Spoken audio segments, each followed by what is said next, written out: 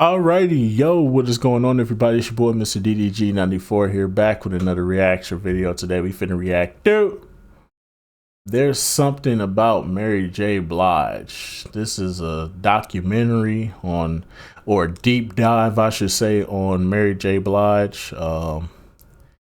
Yeah, I don't know many things about Mary J. Blige. All I know is she be singing. She be singing, boy. She be singing. I recently just finished watching Power, so I guess we could say she did a good job in Power. I ain't gonna lie. Monet did a good. I mean, I said Monet. I said her character name. Mary J. Blige did a good job in Power as Monet, for sure. But yeah, man. Without further ado, man, let's get right into this. Sometimes you're very warm. Sometimes you're cold.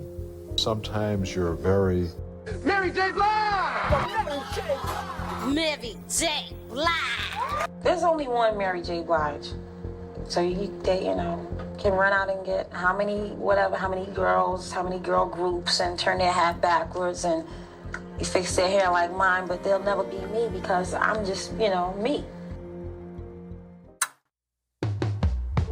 When I was 16 years old, I fell in love. Nah, scratch that. Because in 1992, it wasn't just me who fell in love. What do you possibly think you know about love? There were many fine ladies in the 90s, but Yes, there was there were. something about Mary.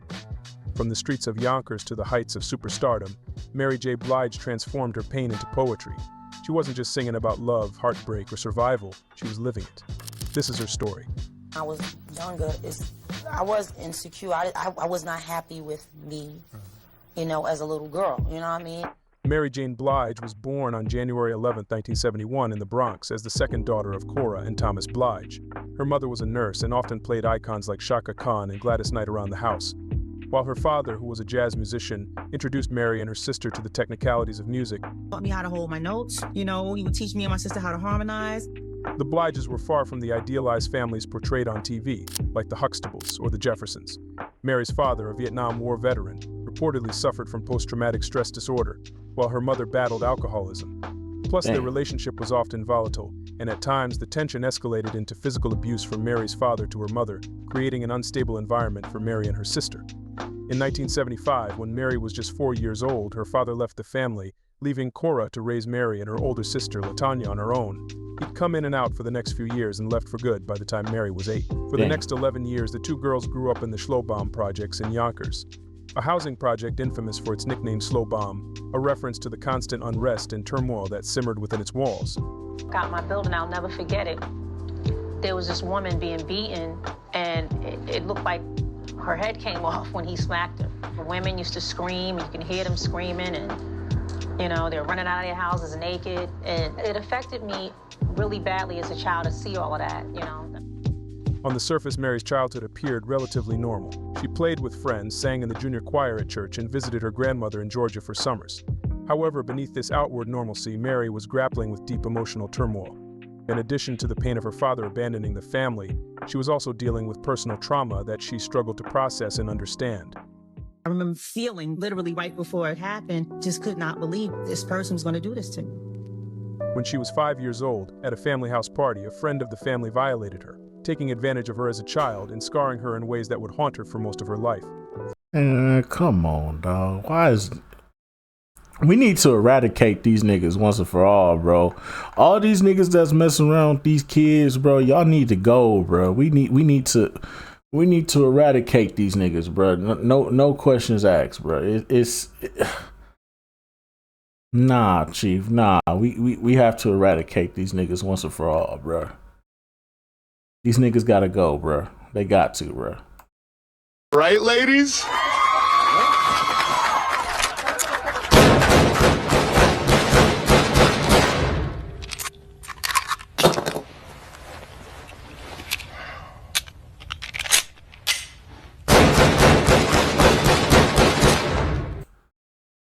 Just straight bullet. All headshots, just straight bullets into their bodies, bro. All these niggas deserve to die, bro. All these niggas deserve to die. This ain't even like, why? Why a 5-year-old? Why? It's ridiculous. For years throughout her childhood, she kept that trauma to herself. but inside she was in pain. The assault left her feeling isolated and misunderstood as a little girl. But one thing that helped massage the emotional wound was singing. Mary would sing anywhere, at home, at school, and at church, which was the only place she felt safe. When Mary was 7 years old, she entered her first talent show at her elementary school, singing Peaches and Herbs Reunited. But the catch is, her music teacher pushed her to do it. While Mary had the talent to be a star, she was uncomfortable putting herself in the forefront. Basically, that's what it is. I don't have a 5-octave range. I didn't go to singing school. You know what I'm saying? I sang in the church when I was a little girl. When I was a young girl, I was able to sing way better than this, you know. Right now I have what I have, what's left of what I was gifted with. Growing up in the projects was tough for Mary. She was constantly harassed and would get into fights almost daily just to prove herself and prevent from being seen as someone easy to rob or jump. I've been through so much as a child and a teenager. I just started to turn, not that I was a guy, I just wore baggier jeans and Timberlands and hat turned backwards so I won't, be so revealing. It took me a very long time. I'm gonna be real with you. I thought that's just how women was in the 90s. Even my mom was like that with the tomboyish ish. My mom used to wear hoodies. She'd be wearing fucking all type of sneakers, all type of Nike shoes and stuff like that. Like, my mom was very tomboyish growing up. So I thought that was just the women in the 90s in general, bruh. Like, if my mom was like that, I know that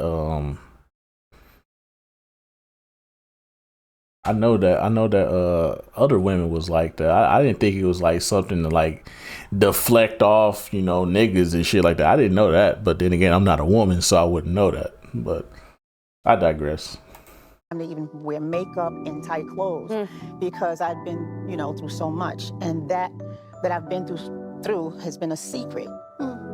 Eventually, Mary started to assimilate into her environment. She began hanging with the wrong crowd, drinking and partying as a teenager. By 16, when she was a junior at Roosevelt High School, she dropped out, which opened her up to more time to run the streets. Damn. She also developed a drug habit in those years, one that would follow her for most of her life. One day in 1988, 17-year-old Mary was hanging out at the Galleria Mall in Westchester. By that time, she had already dropped out and was working as a 411 operator, answering the phones in a call center by day. Well, the Galleria had a new karaoke machine in one of its vendors. Mary and her friends were hanging out when Mary decided to give the machine a shot. She wanted to hear herself sing since everyone else said she was so good. One of the options in the booth was Anita Baker's Caught Up in the Rapture. Mary pressed play, and the rest is history.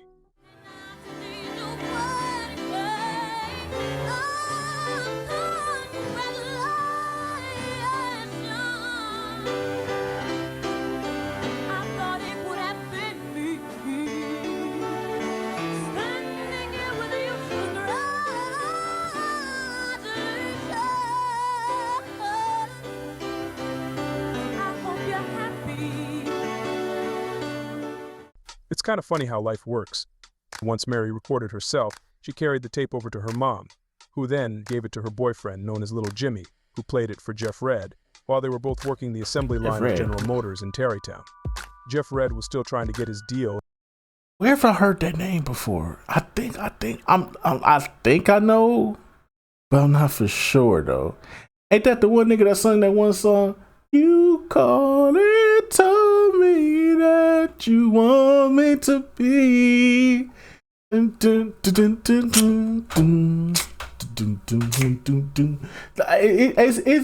dude? Let me know in the comment section if that's the Jeffrey dude that I'm thinking of, because I think that's him, bro.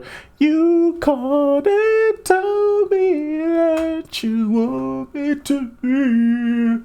I think that's this dude right here. I ain't heard that song in a minute though. And was doing shows at the time, but when he heard the cassette tape, he knew he was listening to something special. He said, "What I heard was the pain of a young girl who had been through a lot." Once Jeff got his deal at Uptown Records, he passed. Yeah, that show is because Halle Berry. I just saw Halle Berry. Yep, that show is that nigga. Never mind. Been up and running for 2 years. That show is that nigga. Founded by Andre Harrell on the cusp of leaving his rap group, Dr. Jekyll and Mr. Hyde, he had a group of artists known as the Uptown Crew, which featured their flagship group Heavy D and the Boys. Their debut album, Living Large, went gold, certifying the label as something to be reckoned with. After Andre saw Jeff Redd performing as a solo act, he signed into the label.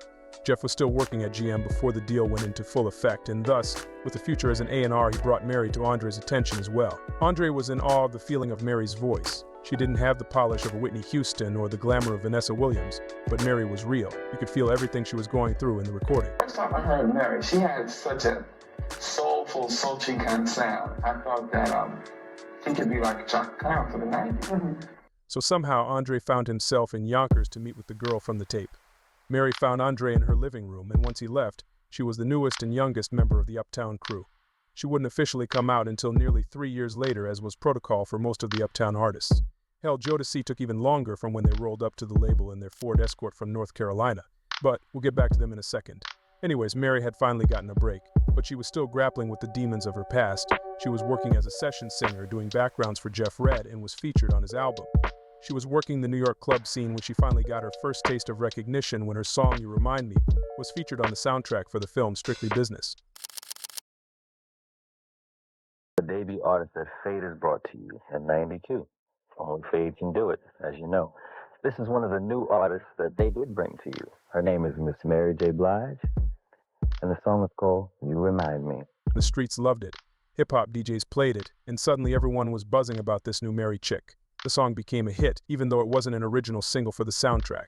One thing about Mary that was different was how she sang over hip-hop beats. Unlike the jazz and orchestra accompaniment like the previous R&B singers of the day, she was singing over heavy bass drums and kick snares.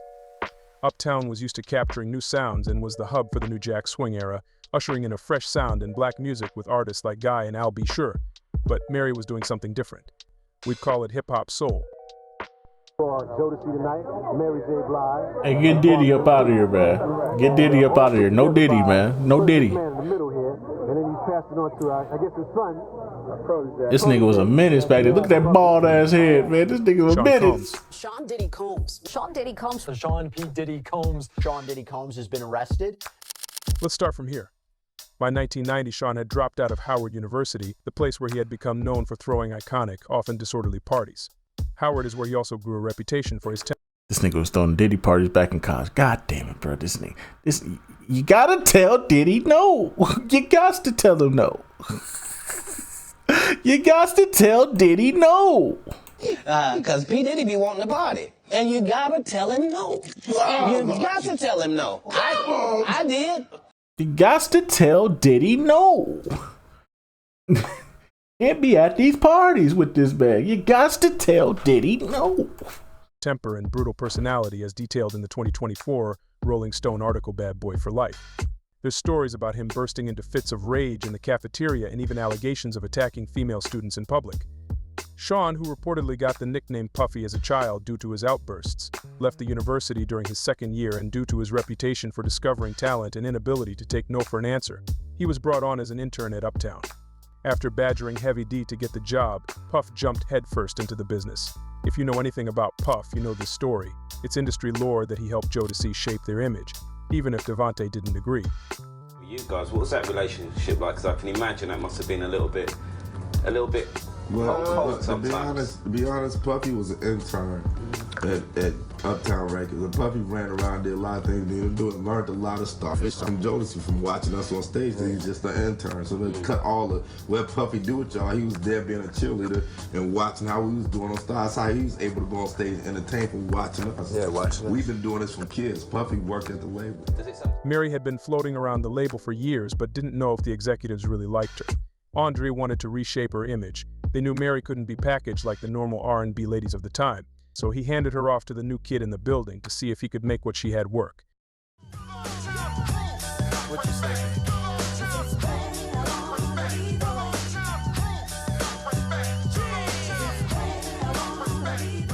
New York radio personality and artist Ms. Jones says that Mary and Puff stole her sound, though. She said that while Puff was developing Mary, he went to Ms. Jones's music producer to ask him to emulate her style for Mary's album. When Ms. Jones' producer refused, Puff went behind his back, took their style, and beat them to the punch by putting Mary's music out before Ms. Jones would debut. This would result in fans thinking that Ms. Jones was the one copying Mary when she claims it's really the other way around. This claim is interesting because in 1987, Uptown Records had a group named The Girls on their label, who are now known as one of the first New Jill swing acts. It's claimed that Mary's image and sound was based on what Uptown was already doing with the girls, but nevertheless people loved her.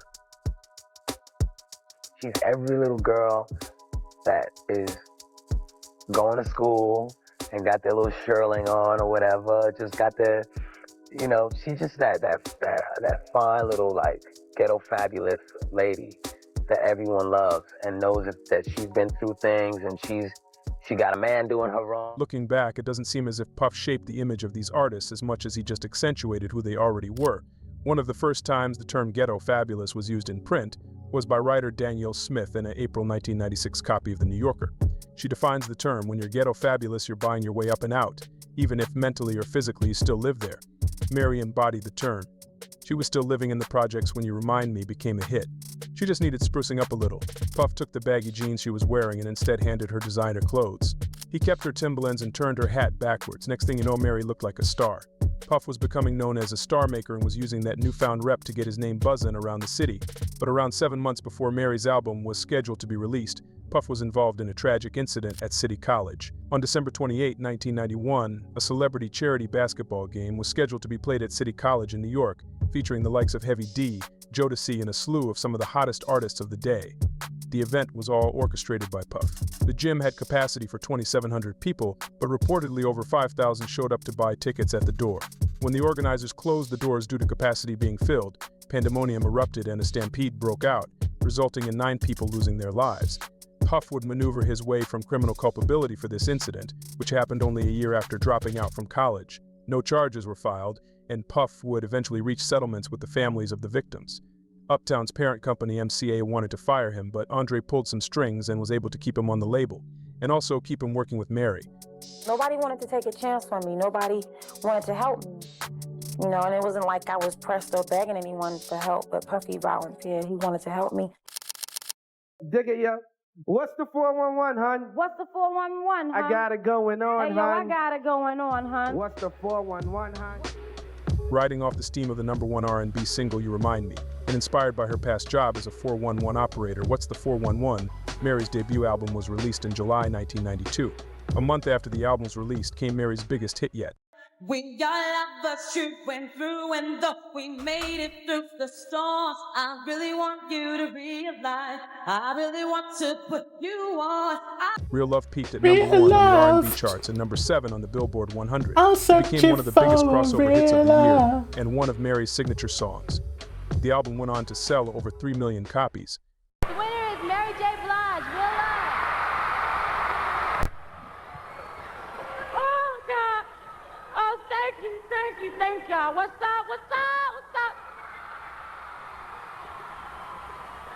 Yo, I brought a list because it's a lot of people that I don't want to forget to thank.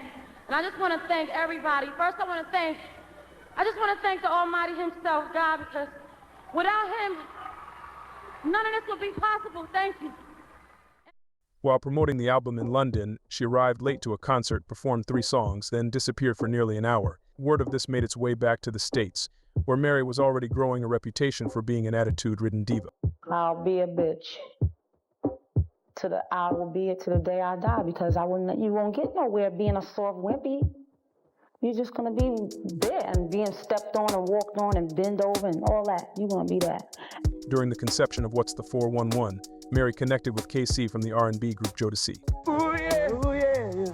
KC and his band were on top of the game in the early 90s, with their debut album Forever My Lady and its singles topping the charts. After the two recorded their duet I Don't Want to Do Anything Else for the What's the 411 remix album, the two became intimate and eventually dated. Soon after the two became official, the cracks in their foundation started to show. How y'all get that little duet together, Mary? It's a label thing. We was on the... Oh, like you ain't want to sing with him like he can't hit a note. Hello? Look, the boy can sing, no doubt, No okay? doubt. But it was a label thing, And we're label mates, and they were just asking us if we do a song together. Like the label was asking us. It's a sweet one too. Yeah. Tell them what the title. I don't want to do anything else. So they saying like, if the booty is that good, I don't want to do nothing else. Is that right? Hey, Bill Bellamy is a It's reported fool. that KC said, she wanted me to make her feel pretty. I couldn't. She was just a woman to me. I didn't see her the way people look at Halle Berry, Robin Givens, or Vanessa Williams. She was just a regular woman. That was fine with me, but it wasn't fine with Mary. While the world was falling in love with her, she still did not like herself. She was extremely insecure, and her relationship with Casey only exacerbated it. While they had some good times, Mary claims the relationship was dark and Casey was both verbally and physically abusive towards her. I took everything. You name it, I took it. You fought physically? Oh. The whole Ike-Tina of the 90s? What?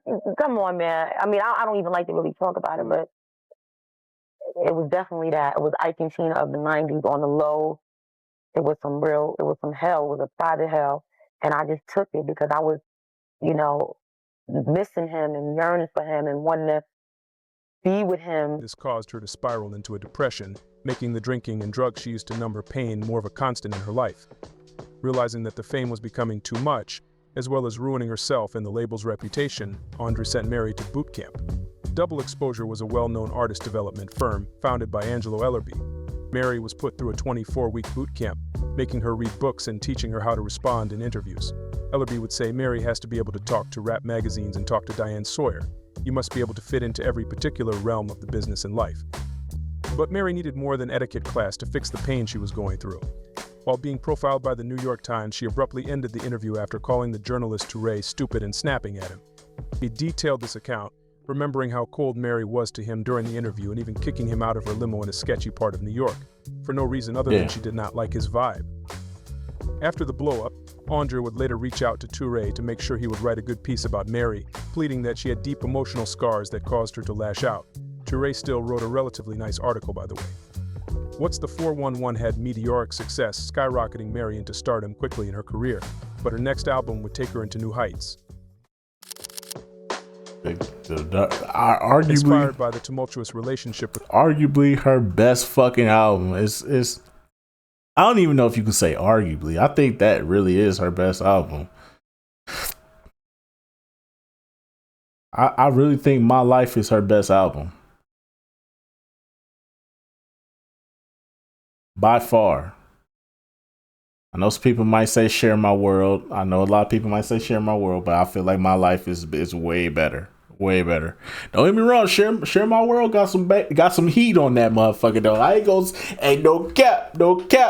That Share My World got some heat on that motherfucker, but My Life, oh.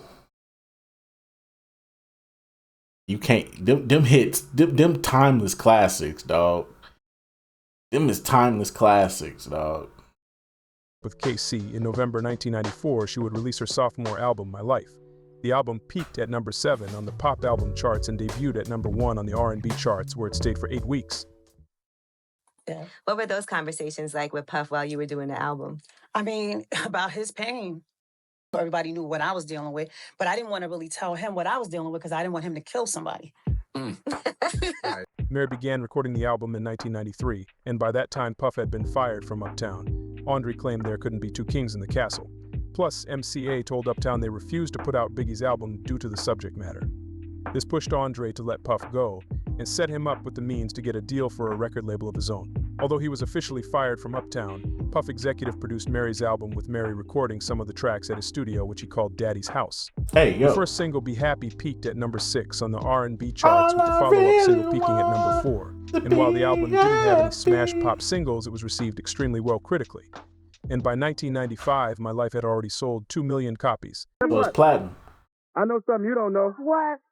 You about to get a big gift. What? What is it? Well, see, this gift is important to all artists, and I think you're really going to like this gift. You know what it is? What? You want to know what it is? What is it? It's me. It's a platinum. If you went platinum, girl, you call platinum, girl, you got to turn around, girl. Another platinum album. Mary J. Blige. But all that success still couldn't fix the pain she was feeling in her personal life. Her relationship with KC was in disarray. He had reportedly proposed to Mary in 1995 and given her an engagement ring, but while doing an interview on the UK television show The Word, while showing the ring off and talking about their relationship, Mary was extremely embarrassed. I have to ask this really quickly. Jodie C were on the show earlier on in the series, and Terry asked Casey this question. Have a look at this. Oh my God, it's quality. Because I've heard that you're going to marry Mary J. Blige, aren't you? That's a rumor. You know what I'm saying? That's a rumor for the States, too, you know. Casey is not getting married. Now, was he being super cool or what? Are you getting married? No, we're not getting married. I was just going to say, I'm very glad No, to we're hear not that, getting mate. married. We're not getting married now. Not married now? At that point, Mary knew she had to leave. They would still see each other on and off for a while, but Mary lends the end of the relationship to that moment, on top of the violence she had to endure. I can't let these, I just can't let these women take what I know I worked so hard for, what I cried over every night, and what I actually, fought and been abused by and been, you know what I'm saying? I just felt that's where the lack of self-love came in. Because I felt like I'd rather stay and take a beating than to let him go. Casey and Mary both think that fame exacerbated the volatility of the relationship. They both couldn't handle it. Speculatively, Mary's star rising while Casey had to watch her blow up as a solo artist when he was the big star when they met, had to have lent itself to the conflicts as well.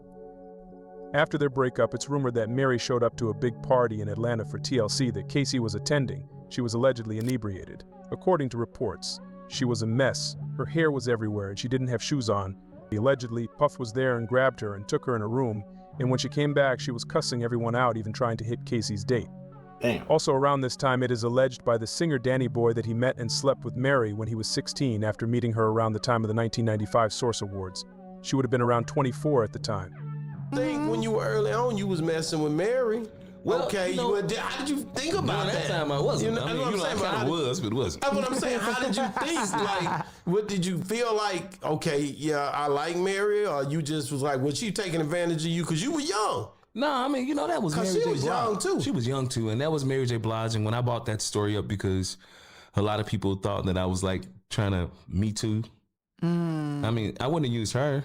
I got somebody I could Me Too if I want to, but it wouldn't be Mary. I said it in a conversation of, somebody else was saying how Mary was somebody's girl, and I was like, whoa, wait a minute, no, it wasn't. That was my girl. This was around the time that West Coast management, run by Death Row Records, took over management for both Jodeci and Mary, taking them from Uptown due to both artists' unhappiness with the way they were being compensated at the label. You can hear more about the drama behind that in our Jodeci deep dive. Danny Boy claims Casey had a problem with him due to his alleged inappropriate relationship with Mary, and Casey kicked him off tour due to it. I'm not mad at Casey. I'm not mad at him because I've come out this all right. I get a little angry when I think about it, you know what I'm saying? But I can't take revenge on people, and people have mothers that love them also, and that's done with me. My spirit is disconnected, so I have nothing to do with it. So I can't hold a grudge on it every single day. Mary was supposed to be on top of the world, but she still had that damn temper. While doing a profile for Interview magazine, fashion model and actress Veronica Webb detailed her encounter with the star. The interview started off with Mary telling Veronica she needed a drink, badgering her to get a bottle of Malibu to drink with her. Then, the interview eventually culminated into Mary asking Veronica if they needed to fistfight, to which Veronica, in order to spare herself, most likely declined. That's it.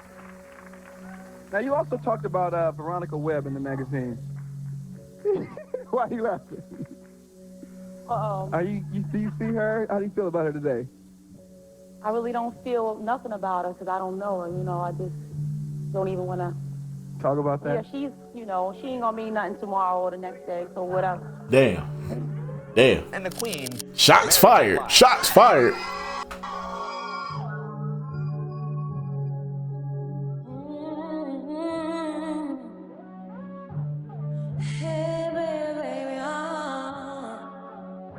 Oh Lord, not the demonic song with the auto-tune acoustics, but the with the acapella acoustics. Oh no. Ladies, calm down. Calm down. Don't set nobody's house on fire. Calm down. Calm down. It's just a song.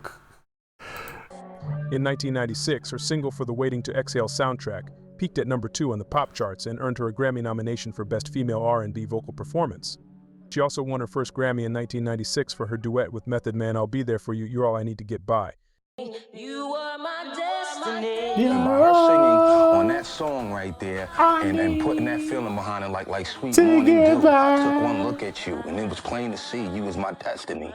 Oh my God, come on. Bill, oh, gee, I don't even have to say anything. She said it all. But she admitted she might not have been totally able to comprehend the moment.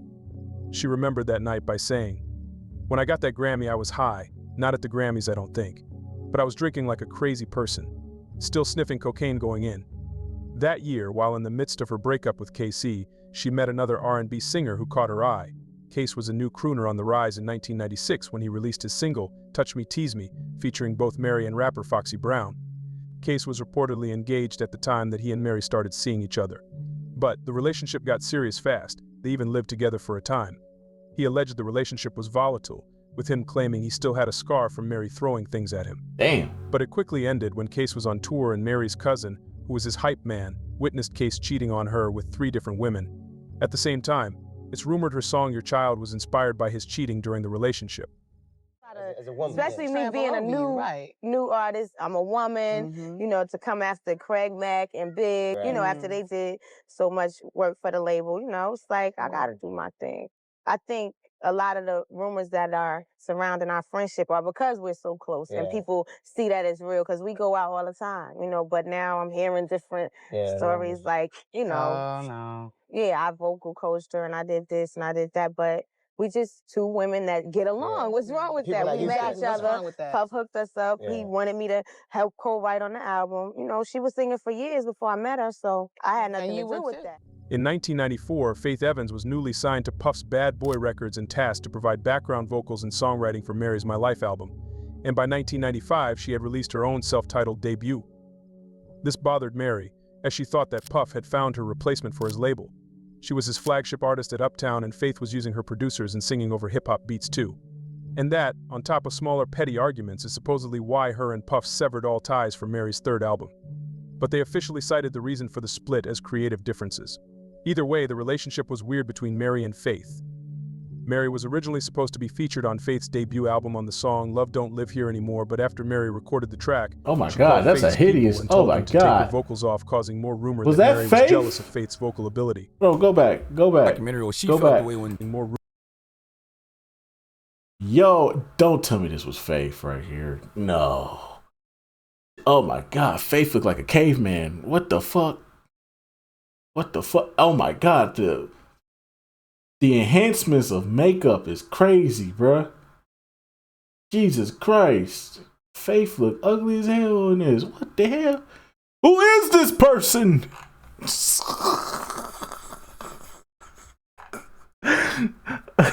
Who is this person? Oh, hell no!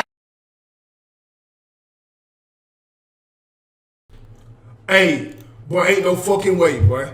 Boy, ain't no way, boy. Boy, ain't no way, boy. Boy, ain't no way, boy.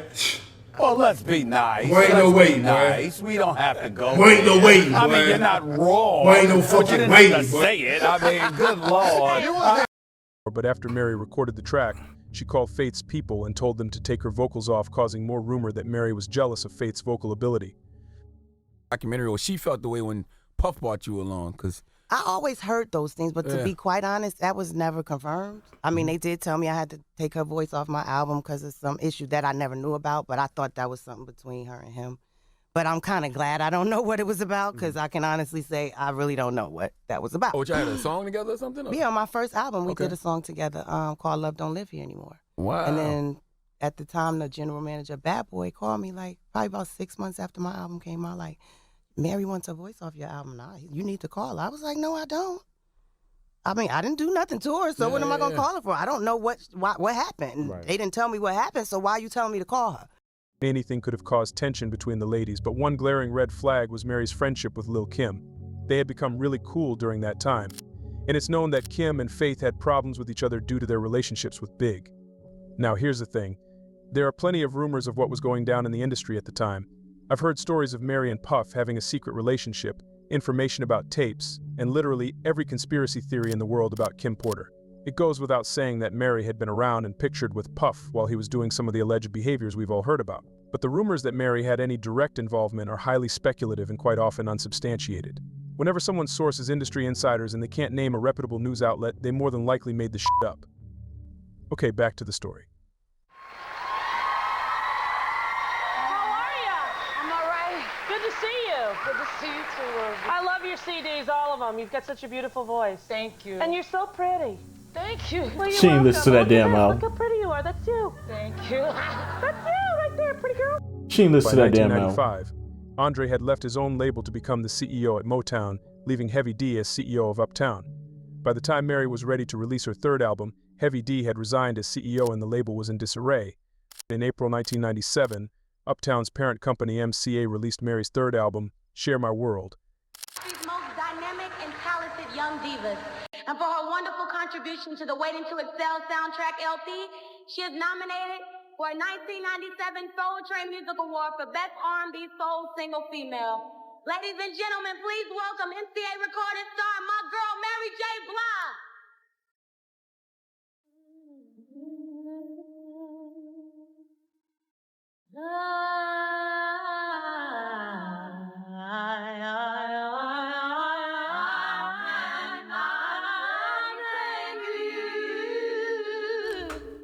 That motherfucking voice.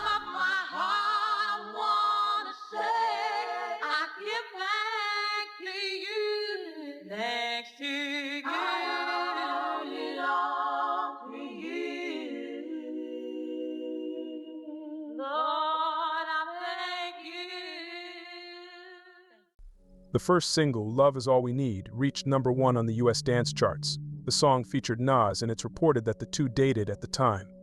But during the recording and rollout of the album, Mary was in a really bad place mentally, and Nas witnessed it.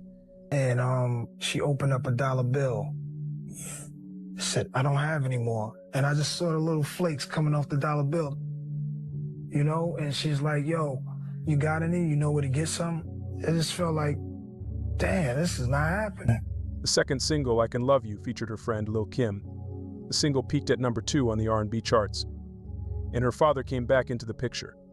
After a 1998 show in Detroit, Mary came face to face with her father for the first time since he abandoned the family almost 25 years prior. But the reunion would not be a happy one, as her father asked her for money once he came face to face with the superstar. Oh, hell You sure no. you asked me for money? I mean, you're not even apologizing for anything you did? Like with most things in her life, Ain't no fucking way. Ain't no fucking way. You coming up to you left the family in disarray, and the first time I see you in years, the first thing you ask me is, hey, I know you love your pops and all that. Let me get some money. Let me get some money, baby. Come on now. I beg your pardon. I beg your pardon. Cut that bitch off! Next caller! It's an evil world we live in. she coped by drinking and partying. However, she would have a wake-up call. I had been up for days, so I probably was seeing things, but it was just something about how my living room looked. It looked like a bunch of clouds just floating around in there, like the literal sky. I was like, okay, this is like, it was like another sign of death. So that was the moment I stopped doing coke. Like that was it for coke. I never touched it since that day. Mary decided to get clean. She quit the drugs, but she was still drinking. The Share My World era was supposed to be about new beginnings, and it lent itself to being her most successful album yet, as it debuted at #1 on Billboard. Last it open. Bobby Digital. Mary J. Blige. Share My World. Oh my God. This is the unbelievable one. I gotta say thank you to my Heavenly Father, my Lord and Savior Jesus Christ, to my fans that definitely make it possible. Thank y'all for voting for me. Thank y'all. Thank my record company. Thank my family. Let me get this right, y'all. I always have a list. The album cover, everybody wants to know why I did it so natural and so plain. Let me run it down to you why. What's the 411? Fashion. My life. Fashion. Share My World. Fashion. Everybody knows that Mary wears clothes. These are Gucci sandals. These are Norma Kamali jeans, Todd Odom jacket, and a regular little shirt from a cheap store, y'all, and gets her hair done. Hair, costs a lot of money. So this is a little more deeper for me. I just wanted to just show you what's going on in my life through a picture and to let you know that my life is just like yours. You know what I'm saying? This is me when I go to bed, sleep with a big forehead. In 1999, Mary released her fourth album in 7 years. The self-titled Mary album was earthy, soulful, and honestly, not quite the Mary we knew. She ditched the hip-hop beats for more adult contemporary sound. Mary served as executive producer for the album, which had critical acclaim and received 4 stars from AllMusic. But the album didn't do as well commercially as her previous projects. Fans weren't expecting this sound from Mary, and it left them both confused and wanting that old thing back. Speaking of the past, she reunited musically with Casey on the album too. Casey can sing, and that's one of the reasons why I did the song with him. Because he can sing, and no one would have been able to stand up to me like he did on that record. There was also a big duet we could have had during this era. I love Mary J. Blige. Mary's real. Mary comes from the heart. I know she has, wherever she's come from one point to get to the other. And there is experience there. I always wonder why Mary and Whitney never did a song together. I always wondered that. They always needed to do a song together. It was necessary. Mary's voice and Whitney's voice on a song together. Oh my God, could you imagine the heat that would come? Boy, the studio would be burning from that heat that's going through them speakers. There is depth there. There's pain. There's joy. There's a lot of things. I can hear it in Mary's voice. She's my favorite. Mary's former manager, Kirk Burroughs, wanted Whitney Houston on the album. After the two tributed Aretha Franklin on 1999's VH1 Divas Live, Burroughs asked Clive Davis for permission to feature Whitney on Mary's album. Clive denied it, instead offering Aretha, who was making a comeback to the popular music space with her hit A Rose Is Still a Rose. Whitney Houston was the epitome of glamour in the 80s. She was extremely talented, with so much crossover appeal that black audiences thought she was a sellout. Nevertheless, she was the epitome of not only beauty but talent and success. But by 1999, Whitney was in the throes of addiction. She was struggling, and there were whispers of it throughout the industry. Mary could relate, as she was struggling as well. The two would remain close. Send them back over there. I want them by themselves. I don't want nobody else. Gotcha. D, what's going on, RP baby? to DMX though. This artist corner right now. Let everybody know what's coming up, man. How you feel tonight? I just came from Canada, you know what I'm saying, doing a movie. You know what I'm saying? I heard Mary. Right. I heard Mary was having a joint down here, you know what I'm saying? So, you know what I'm saying? I came through on the strength, and it's love for real. It's love for real. It's love for and, real. And it's never gonna change. It's never gonna change, man. Yo. X a real one. We did this. I got you, dog. We did it. You said bark at your dog. Yes. Then I'll hold you down. All right. In June 2000, Queen Latifah was working on music for her compilation album with record producer Kendu Isaacs. For one of the tracks they were working on, they thought it would be a good idea to add Mary. But Mary was busy on tour and could only record once they stopped in Detroit. When she arrived at the studio at 3 a.m., her and Kendu instantly caught each other's eye. Even though he was married at the time, he claimed he was separated. After their initial meeting, Kendu pestered Queen Latifah. I'm starting to realize with Mary J. Blige, there's a lot of people that were married or a lot of people that were in situations and she ended up with. I'm starting to realize that a lot. No, that's kind of concerning there. To link him up with Mary again. She obliged, and months later, Mary called him. Their first meeting was in August after she left tour, and Mary quickly fell, she said.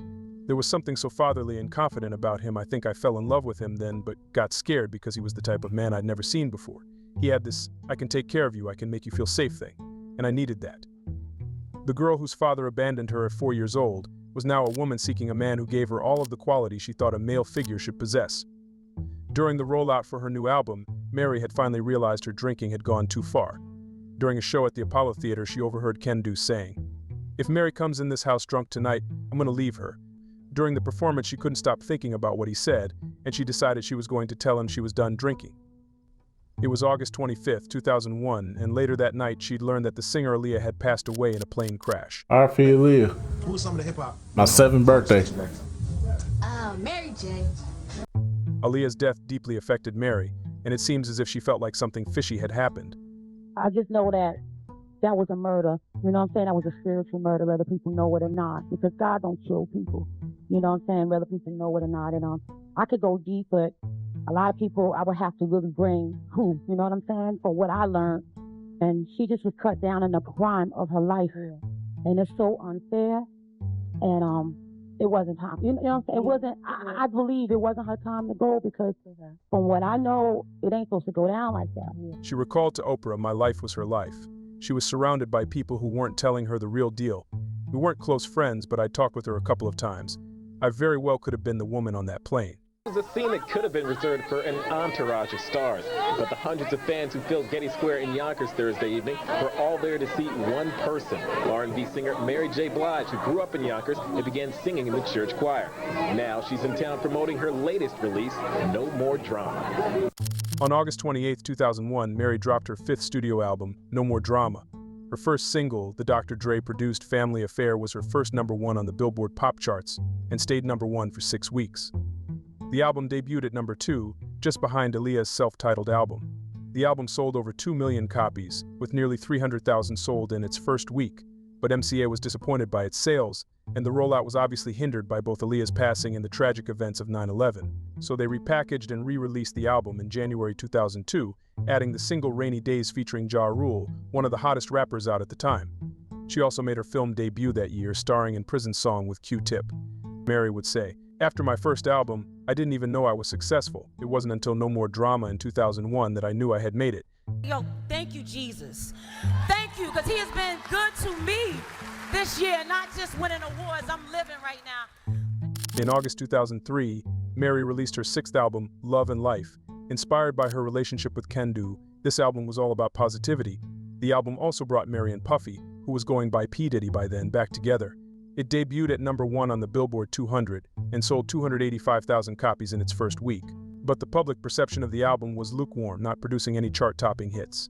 Mary alluded to Puffy being the reason why. "None of us were in a good place," she mentioned to Billboard in a 2005 interview. "Too many cooks spoiled the soup," she said. "You had Diddy saying, 'Do this, do that,' and I wanted something else." Mary also sounded a little different. She admitted to MTV that she had lost some of her vocal ability due to all the partying and drug use in her past, and you can hear it on the album. But Mary was in love. By December 2003, she and Kendu were married. They had a private ceremony at Mary's New Jersey home, in which Kendu had moved into. Mary was also becoming accustomed to his lifestyle with his 3 children from previous relationships. Before the wedding, while on a yacht with Kim Porter and Puff, Kim asked Mary if she was ready for the marriage. Was I ready? She was like, "Mom, you ready for this? You ready?" But she made me question myself a lot. And I think about those questions now that she asked me now that I'm in the situation that I'm in. Kim was always a protector. She protected me. Somewhere around this time, Mary let him begin managing her as well. I never felt safe before. And obviously he felt he had found the love of his life, because men don't ask you to marry them. Like, not a woman like me with the past that I have. Webster defines a breakthrough as an act or instance of moving through or beyond an obstacle. And in 2005, Mary broke through the slump that was Love and Life and released her 7th album. You turned your back and back, I came running. But the simple fact is that you ain't want me. Done enough lying and crying to myself. Nothing left to do but move. What else can I... The album was a smash, selling over 700,000 copies in its first week. The lead single, Be Without You, would become her most successful song to date, spending 15 weeks at #1 on the hip-hop and R&B charts. The album also won her 3 Grammys that year. We're coming out, Christmas is here, and it's only a few days away. I'm wondering, with a lady so successful, who probably has everything she wants in life, what do you want for Christmas this year? I just want peace, you know? I just want some peace in my head. I'm good. My family, you know, that's really it. Yeah. In the years that followed, Mary released both Reflections, a greatest hits album, and Growing Pains, her 8th studio album. Growing Pains peaked at #1 and sold over 600,000 copies its first week. Just Fine, the lead single of the album, peaked at #3 on the R&B charts. Mary was rocking and rolling, and everything was on the up and up professionally. But things weren't all good in Mary's personal life during that time. At her album release party for her 9th album, Stronger with Each Tear, it was reported that Kendu and Mary's brother Bruce got into an argument that turned into a physical fight. It was reported that Mary threw a punch at Kendu during the altercation and threatened him to, quote, "not to even think about going Chris Brown on me." But Mary and her camp denied that rumor, stating she was just breaking up the fight. Mary's career had been on the steady incline since her 1992 debut. Her song was featured on the Oscar-winning film Precious's soundtrack. She also sang the anthem during the World Series, and she released 2 albums between 2011 and 2013, My Life 2 and A Merry Christmas, both of which had moderate success. It was reported by TMZ in 2013 that the IRS had filed a tax lien against Blige over a 3-year period due to not receiving $3.4 million in income taxes for 2009, 2010, and 2011. You know. Did he not want it as much as you did? He didn't. When someone loves someone else, it's nothing you could do. Jesus. You know, you just want to be with that person. And whack. but that's what I'm suffering through right now. What was the turning point where you knew it was going down the wrong road? When everything I said didn't mean anything, and nothing I ever did was good enough, and I was never smart enough. He knew he loved someone else. He knew he wanted a harem and he knew he wanted what he wanted. In July 2016, Mary shocked everyone by announcing she was divorcing her husband. She was devastated by the split and filed for divorce, stating irreconcilable differences.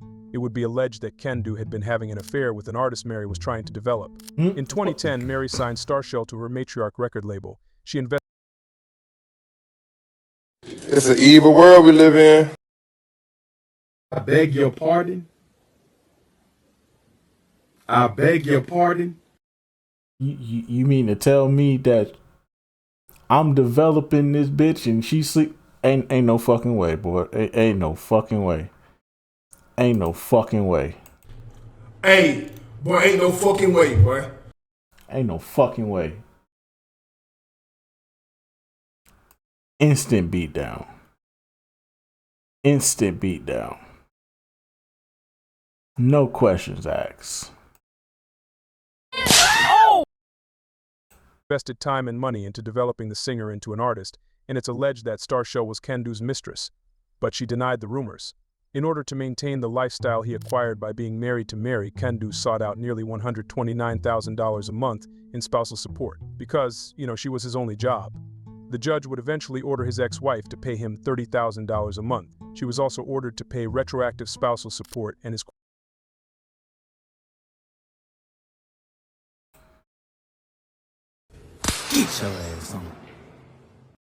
court fees, which totaled over $235,000. Mary tweeted through the pain. I understand what you're saying, but I gave him too much power. I gave him everything. I said, here, take it all. Manage me, love me, protect me, do it all. And he didn't handle it right. But I gave him that so he could feel secure. And he still wasn't secure, so it just was never enough. So what can Still you do? paying the IRS and now hit with another 5-figure monthly bill, Mary felt like she was losing everything. She told Afrotech, I had nothing when I left out of that marriage and I had to work. I had my name, so I had to work, and so I did. I went on tour. I had to do everything to make that money to pay out the alimony. Mary headlined a tour with Maxwell that year. On top of that, her Strength of a Woman album peaked at number 3 on Billboard. In other words, Kendu didn't stop. B2. Oh yeah, you do R&B, huh? Yes. Well, y'all know Share My World. Yeah, we know that.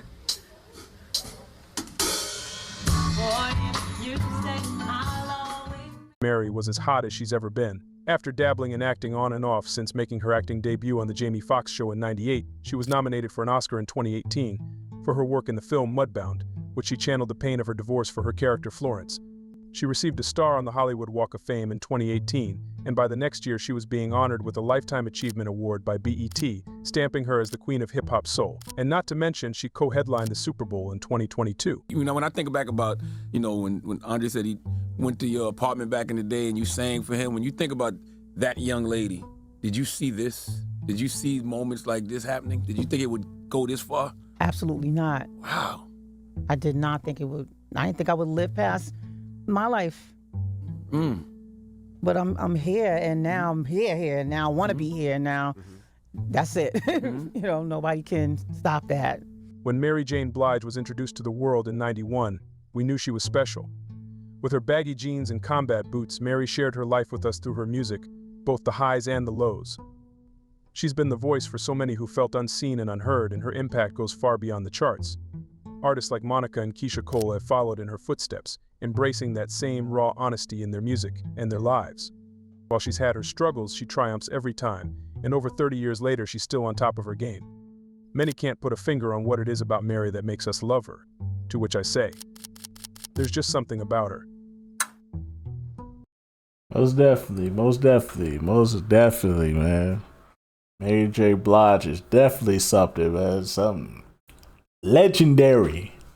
legendary. Let's not get it twisted. Mary J. Blige is legendary for sure when it comes to this music. When it comes to this music, this R&B shit, Mary J. Blige is up there, bruh. I say she top 3 for sure. If we talking like modern, like all time, man, she'd be in the top 10. All time top 10. But in the modern era, she top 3 right now. If we talking like 2000s, Mary J. Blige top 3 for sure. No question asked. But anyway, so that's just gonna about do it for this one. I will see you all in the next video. Till then, peace out.